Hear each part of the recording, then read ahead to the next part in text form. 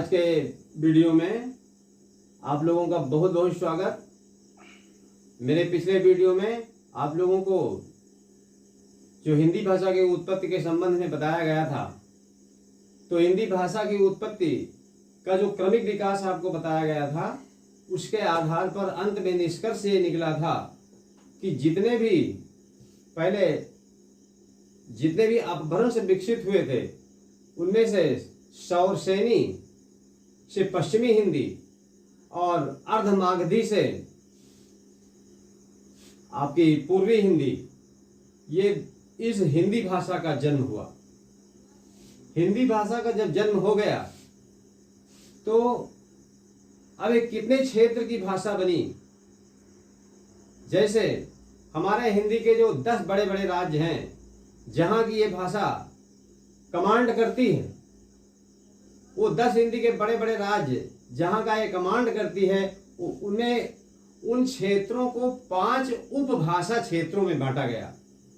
जितने भी भाषा वैज्ञानिक हैं और जितने भी हिंदी साहित्य के इतिहास के लेखक हैं, उन्होंने अन्य मामलों में भले उनमें विभेद रहा हो, लेकिन इस मामले में सब में ऐक्यता है कि हाँ, हिंदी भाषी राज्यों को 5 उपभाषा क्षेत्रों में बांटा गया है। तो 5 उपभाषा क्षेत्र और उन 5 उपभाषा क्षेत्रों को बोलियों में बांटा गया है। अब वो बोलियां कौन कौन सी हैं, उसमें मतभेद है। कुछ वैज्ञानिक कहते हैं कि 9 बोलियां शामिल हुई हैं 5 उपभाषा क्षेत्रों में, कुछ कहते हैं 11 हुई हैं, कुछ कहते हैं कि इसमें 18 हुई हैं। तो इसमें बड़ा मतभेद है। लेकिन इस मतभेद को मिटाते हुए जो पिछली परीक्षा हुई थी 2016 की पीजीटी की परीक्षा, उत्तर प्रदेश माध्यमिक सेवा चयन बोर्ड द्वारा इलाहाबाद द्वारा हुई थी, उसमें एक प्रश्न आया था कि हिंदी में बोलियों की संख्या कितनी है। तो स्पष्ट रूप से इस पर यह प्रश्न विवादित था। जो केंद्रीय हिंदी निदेशालय आगरा द्वारा संशोधित विपत्र के द्वारा बताया गया कि हिंदी में बोलियों की संख्या 17 होती है। तो उन 5 उपभाषा क्षेत्रों को 17 बोलियों में बांटा गया है। अब यहां पर यह बात ध्यान देने के योग्य है कि ये उपभाषा क्या है और ये बोलियां क्या है। इन पर पिछले दिन हमने हल्की सी चर्चा किया था। तो उपभाषा, एक उपभाषा क्षेत्र में अनेक बोलियां होती हैं। तो उपभाषा अनेक बोलियों का एक समूह है, और जो बोली होती है वो सीमित क्षेत्र में बोली जाने वाली भाषा का नाम बोली होता है। और जिस बोली में रचनाएं प्रारंभ हो जाती हैं और उसका क्षेत्र विकसित हो जाता है, उसको विभाषा कहते हैं।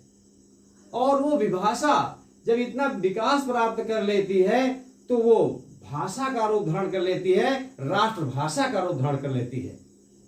जैसे हमारी पश्चिमी हिंदी उपभाषा क्षेत्र की बोली है खड़ी बोली हिंदी। अब खड़ी बोली हिंदी एक बोली थी, लेकिन उसका इतना विकास हुआ, इतनी रचनाएं हुई, इतना राजनीतिक और ऐतिहासिक सामाजिक महत्व मिला कि वो हमारी खड़ी बोली हिंदी आज हमारी राष्ट्रभाषा के रूप में प्रतिष्ठित हुई। और वो खड़ी बोली जो हिंदी है, जितने भी कार्य होते हैं वो सब खड़ी बोली हिंदी में ही होते हैं। तो विभाषा से होकर के और भाषा तक वो पहुंच गई। तो आज हम लोग इन्हीं 5 उपभाषा क्षेत्रों को 17 बोलियों में विभाजित किया गया है, इसका अध्ययन करेंगे। और इस पर परीक्षाओं में जो प्रश्न बनेंगे उस पर हल्का प्रकाश डाला जाएगा। तो यहां पर एक और उपभाषा क्षेत्र, ये उपभाषा क्षेत्र यहां पर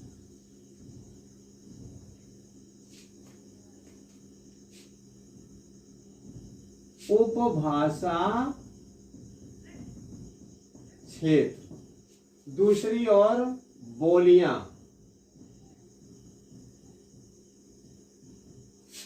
और फिर अंत में जो कॉलम होगा प्रदेश। तो हमारी जो सौर सैनी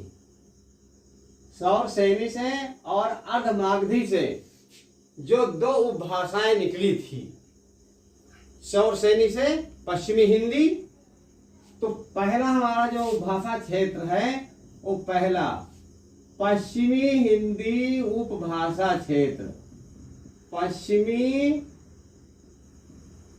हिंदी उपभाषा क्षेत्र, पश्चिमी हिंदी उपभाषा क्षेत्र। अब इस उपभाषा क्षेत्र की उन 10 बड़े राज्यों में कौन कौन सी बोलियां इस क्षेत्र के अंतर्गत निश्चित की गई हैं? तो इसके अंतर्गत पहली बोली है खड़ी बोली, खड़ी बोली, जिसका दूसरा नाम है कौरवी।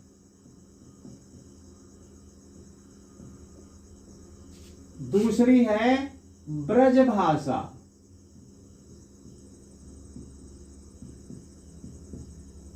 तीसरी है हरियाणी,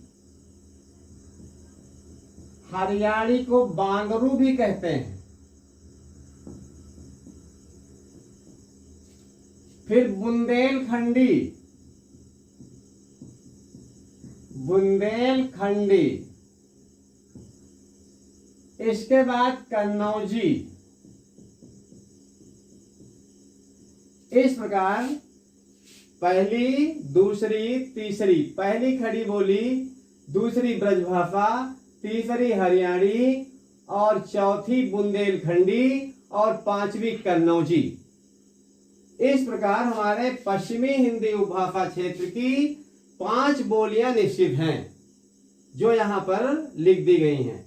अब ये कितने प्रदेशों में बोली जाती है, उन प्रदेशों के नाम यहां पर लिखे जा रहे हैं। ये जितनी भी भाषा ये बोलियां हैं, ये हरियाणा, हरियाणा और उत्तर प्रदेश इनके क्षेत्र हैं, इन क्षेत्रों में बोली जाती हैं। अब इन क्षेत्रों में ये बोलियां किन किन जिलों में बोली जाती है? खड़ी बोली किन जिलों की बोली है, फिर ब्रजभाषा किन जिलों की बोली है, फिर हरियाणी, फिर बुंदेलखंडी और कन्नौजी किन जिलों की बोली है, इसका विवरण अगले दिन समझाया जाएगा।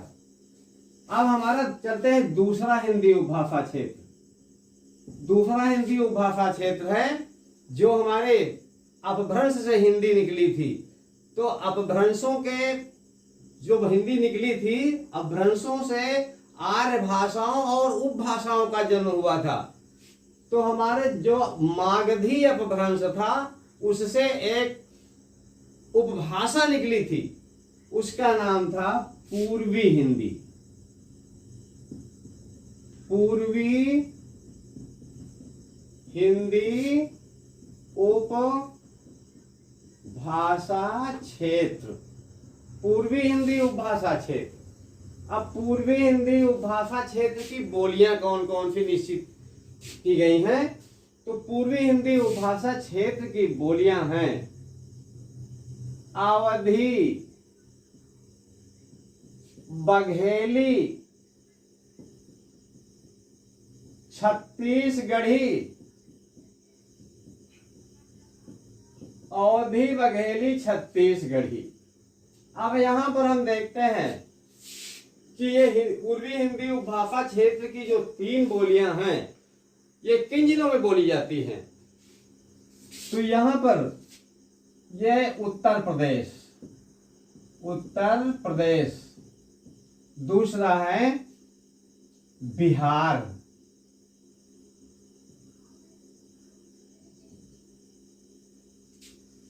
तीसरा है बिहार नहीं, उत्तर प्रदेश, मध्य प्रदेश और छत्तीसगढ़। ये 3 प्रदेशों में ये बोलियां प्रचलित हैं, अवधी, बघेली, छत्तीसगढ़ी। ये पूर्वी हिंदी उपभाषा क्षेत्र की बोलियां हैं। ये हमारी जो आर्य भाषा है, जो उपभाषा है, ये सौरसैनी से अपभ्रंश से जन्म लिया था। और इस पूर्वी हिंदी जो थी, ये मागधी अपभ्रंश से इसका जन्म हुआ था। ये पिछले वीडियो में बताया गया है। अब हमारी तीसरी हिंदी उपभाषा क्षेत्र के अंतर्गत हम आते हैं, तो आती है राजस्थानी हिंदी। राजस्थानी हिंदी। अब इस राजस्थानी हिंदी आर्य भाषा जो ये है उपभाषा है, इसका जन्म कौन से अपभ्रंश से हुआ है, ये आप लोग जानते हैं। सौरसैनी से इसकी उत्पत्ति हुई है, सौरसैनी से। अब राजस्थानी हिंदी में कितनी बोलियां प्रचलित हैं, ये इनके सामने इंगित किया जा रहा है। पहली बोली है राजस्थान क्षेत्र की, इसका नाम है जयपुरी। जयपुरी ये पूर्वी राजस्थानी है, ये पूर्वी राजस्थानी इसको कहते हैं। दूसरी है मारवाड़ी, इसको कहते हैं पश्चिमी राजस्थानी। पश्चिमी राजस्थानी। इसके बाद मेवाती, ये मेवाती जो बोली है, इसको कहते हैं उत्तरी राजस्थानी। उत्तरी राजस्थानी हो गया। इसके बाद में है मालवी। ये मालवी जो बोली है राजस्थानी हिंदी उपभाषा क्षेत्र की, ये मालवी को दक्षिणी राजस्थानी कहा जाता है। अब हम अगले उपक्रम में चलते हैं। तो अगला उपक्रम हमारा है चौथा हिंदी का उपभाषा क्षेत्र हमारा जो होता है वो बिहार है। वो बिहारी हिंदी उपभाषा क्षेत्र।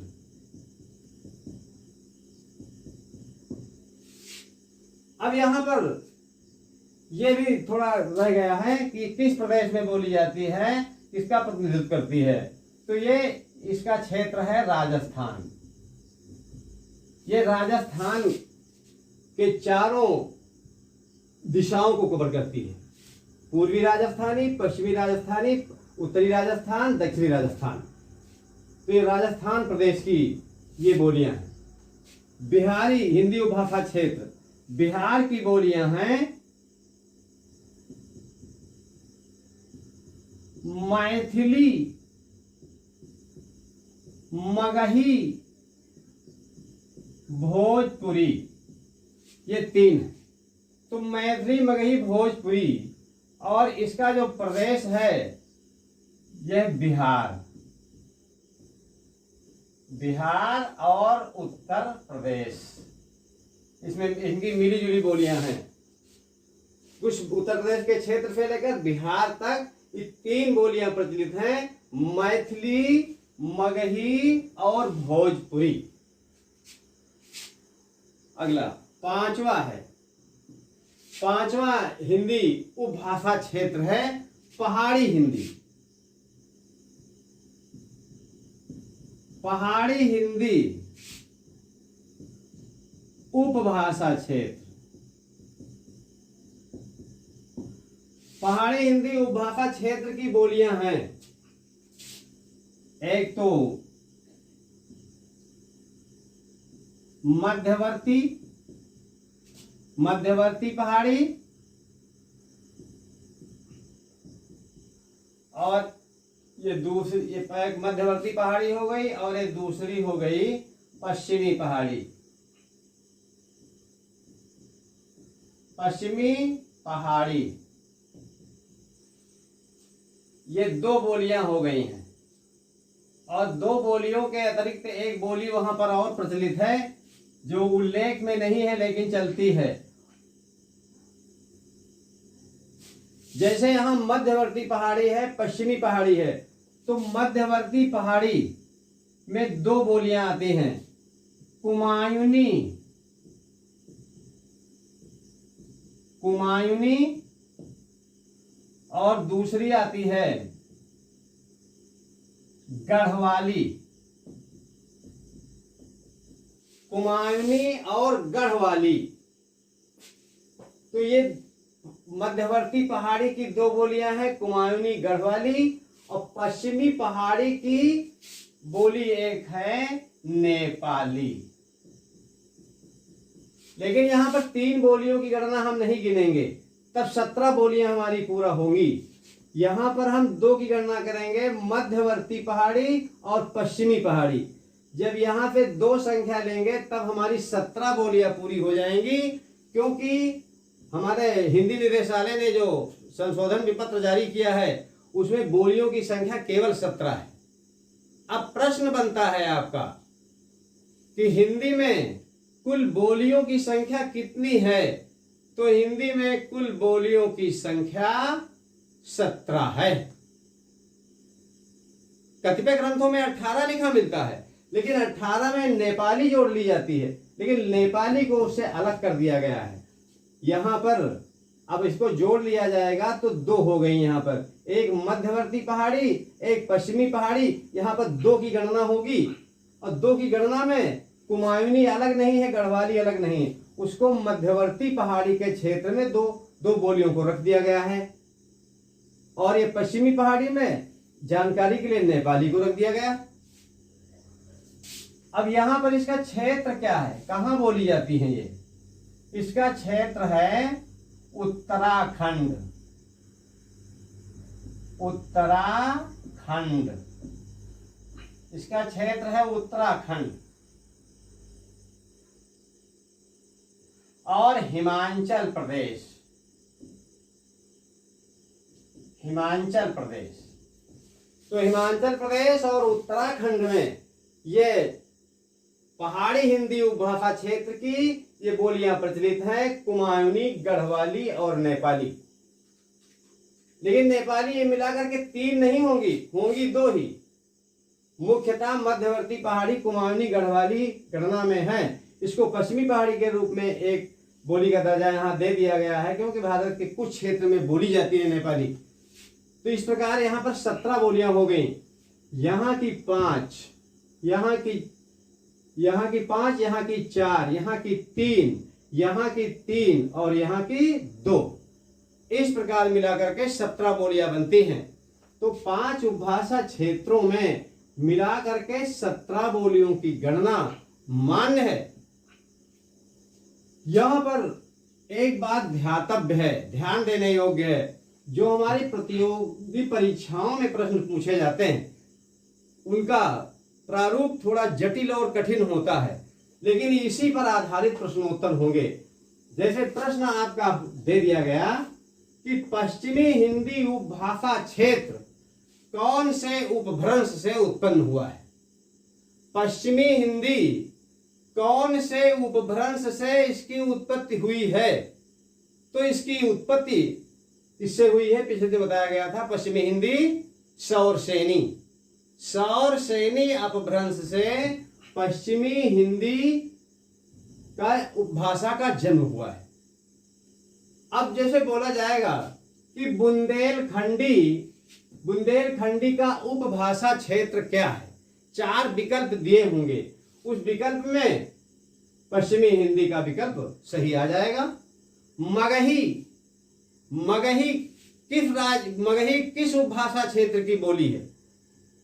तो मगही, मैथिली, मगही, भोजपुरी ये बिहारी हिंदी उपभाषा क्षेत्र की बोली है। इस प्रकार प्रश्न बनेंगे। कहा गया कुमायूनी और गढ़वाली ये किस क्षेत्र उपभाषा क्षेत्र में आती हैं? तो ये पहाड़ी उपभाषा क्षेत्र में बोली जाने वाली ये बोलियां हैं। इसी प्रकार पश्चिमी राजस्थानी को किस नाम पे जानते हैं? तो पश्चिमी राजस्थानी को मारवाड़ी के नाम पे जानते हैं। प्रतियोगी परीक्षाओं में प्रश्न अब आएगा, जैसे मालवी कौन सी बोली है? दक्षिणी राजस्थानी, उत्तरी राजस्थानी, पूर्वी राजस्थानी, 4 विकल्प होंगे तो आपको यहां पर लिखना होगा दक्षिणी राजस्थानी। इस प्रकार से यहां पर बोला गया हरियाणी। हरियाणी का दूसरा नाम क्या है और दूसरे किस नाम से विकसित हुई है? 4 विकल्प होंगे, उसका विकल्प है बांगरू सही होगा, या क्योंकि इसका दूसरा नाम बांगरू है। इसी प्रकार कौरवी,